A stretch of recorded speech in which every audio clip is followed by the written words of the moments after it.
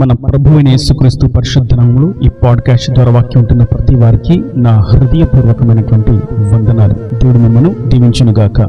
యెషయా గ్రంథం 51వ అధ్యాయము 14వ వచనం. కృంగబడిన వాడు త్వరగా విడుదల పొందును.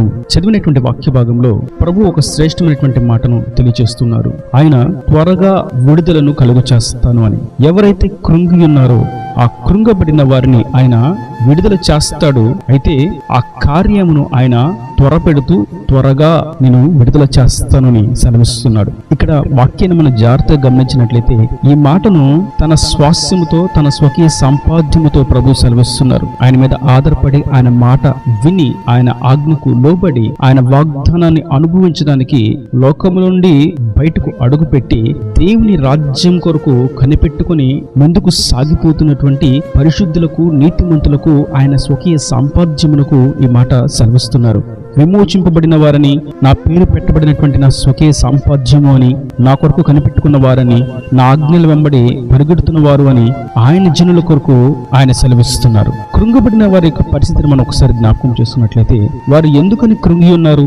అసలు కృంగబడినటువంటి అనుభవం ఎందుకు తటస్థించింది? ఆ పైన వచనంలో మనం చూసినట్లయితే ఈ 51వ అధ్యాయం అంతా మనుషులు నిందలు పెట్టి భయానికి గురి చేస్తున్నారు, దూషణ మాటలతో దిగులు పెడుతున్నారు. వారి మాటలకు కృంగవలసి వస్తుంది. నీ దేవుడు ఏమాయను అని అన్నట్లుగా మనము అడుగు పెట్టినటువంటి ఈ సత్య త్రోవలో మనకు వ్యతిరేకంగా ఉన్నవారు విస్తరిస్తూ ఉంటే, వారు ఆనంద సంతోషములతో లోక ఇచ్చలను లోకాశలను కలిగి వెర్రవీగుతూ ఉంటే, అటువంటి వారు సత్య త్రోవలో ఉన్న వారి యొద్దకు వచ్చి నీవు ఏమీ చేయలేవు అని అన్నప్పుడు కృంగవలసి వస్తుంది. వారు వచ్చి తృణీకరిస్తూ అవమానపరుస్తూ నాశనమునకు గురి చేస్తాము, నిన్ను బాధపడతాము, నా క్రోధమును నీ మీద చూపిస్తాను అని అన్నప్పుడు కృంగవలసి వస్తుంది. అయితే ఈ కృంగుదల విషయంలో ఆయన మీద ఆశ పెట్టుకొని ఆయన మీద ఆధారపడి ఆయన కొరకు కనిపెట్టుకుని ఉన్న తన జనులతో ఆయన సెలవిస్తున్నారు. కృంగబడిన వాడు త్వరగా విడుదల పొందును.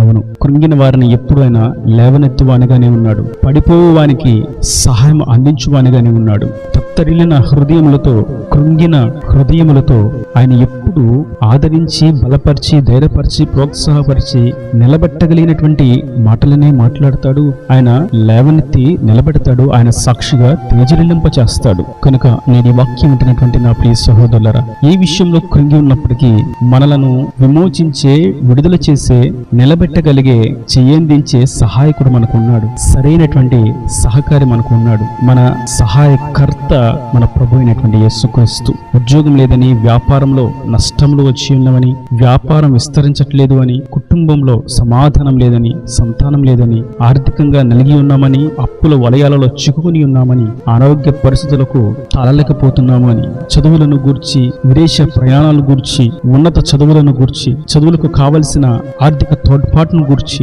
ఏ విషయాల్లో కృంగి ఉన్నామో ప్రభు అంటున్నారు, కృంగిన వారిని నేను త్వరగా విడుదలను కలుగు చేస్తాను. ఎందుకంటే నా కొరకు నేను చెప్పిన ఆజ్ఞను అనుసరిస్తూ లోబడి ఈ లోకంలో నా మీద ఆధారపడి జీవిస్తున్నారు కనుక నేను కృంగిన వారికి త్వరగా విడుదలను కలుగు చేస్తాను. ఇంకా మనం పై వచనాన్ని చూస్తాం. మీరు ఎందుకు కృంగిపోతున్నారు? ఒక నరుడు వచ్చి నీ జీవితమును అంతమొందించేస్తాను, నిన్ను నాశనము చేస్తాను, నిన్ను నిలువనీయకుండా చేస్తాను అని భయపెడుతూ ఉంటే ఏమి చేయాలో అర్థం కాక దిక్కు తోచని స్థితిలో, అయోమయంలో, ఆందోళనకరమైనటువంటి పరిస్థితుల్లో, దిక్కులన్నీ అంధకారమేమన్నట్లుగా కనిపిస్తూ ఉంటే, ఆ సందర్భంలో కృంగి ఉంటే ప్రభు అంటున్నారు, కృంగిన నిన్ను త్వరగా నేను విడుదలనందింపచేస్తాను. నిన్ను సృష్టించిన సృష్టికర్తను నీవెలా మర్చిపోతున్నావు? బాధ పెట్టిన వారికి క్రోధమును బాగానే గుర్తిస్తూ ఉన్నావు, కానీ సమస్తమును సృష్టించిన సృష్టికర్తను, ఆకాశమును విశాలపరిచిన వాడును, ఈ భూమికి పునాది వేసిన వాడను, శూన్యంలో ఈ భూమిని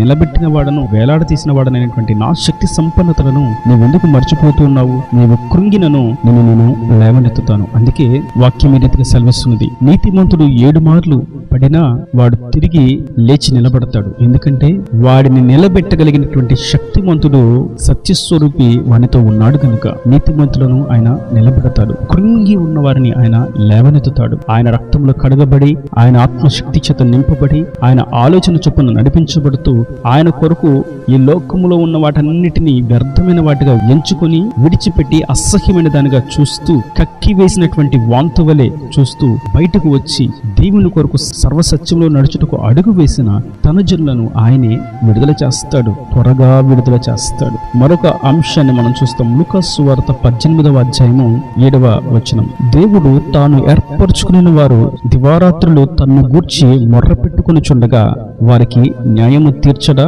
ఆయన వారికి త్వరగా న్యాయము తీర్చును. ఇక్కడ మనం చూస్తాం, న్యాయము విషయంలో ఆలస్యమవుతూ ఉంటే ఆయన మీద ఆధారపడి ఆయన కొరకు కనిపెట్టుకుని కన్నీరు మున్నీరుగా విలపిస్తూ దుఃఖిస్తూ మొర్ర పెడుతూ ఉంటే ఆయన ఆలకించడా, ఆయన న్యాయము తీర్చడా? ఆయన త్వరగా న్యాయము తీరుస్తాడు. వారి విషయమైన పూనుకొని ఉన్నాడు. ఆయన వారికి కార్యము చేయ శక్తిమంతుడు. ఆయన నిశ్చయముగా వారికి న్యాయమును తీరుస్తాడు, త్వరగా న్యాయము తీరుస్తాడు అని. నేడు ఈ వాక్యం ఉంటున్నటువంటి నా ప్రియ సహోదరులారా, అనేక విషయాల్లో మనం అన్యాయాన్ని అనుభవించి ఉంటాం, న్యాయాన్ని నష్టపోయి ఉంటాం. న్యాయంగా రావాల్సిన వాటిని మన ఎద్దు నుండి దొంగిలించి ఉంటారు, మన సొత్తును అపహరించి ఉంటారు, మన స్వాస్థ్యాన్ని దోచుకుని ఉంటారు.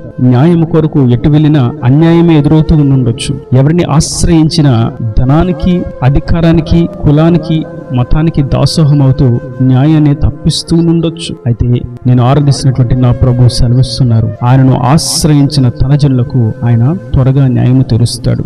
అవును, వాక్యం ఉంటున్నటువంటి నా ప్రియ సహోదరులారా, ఆయన నిశ్చయంగా న్యాయము తీరుస్తాడు.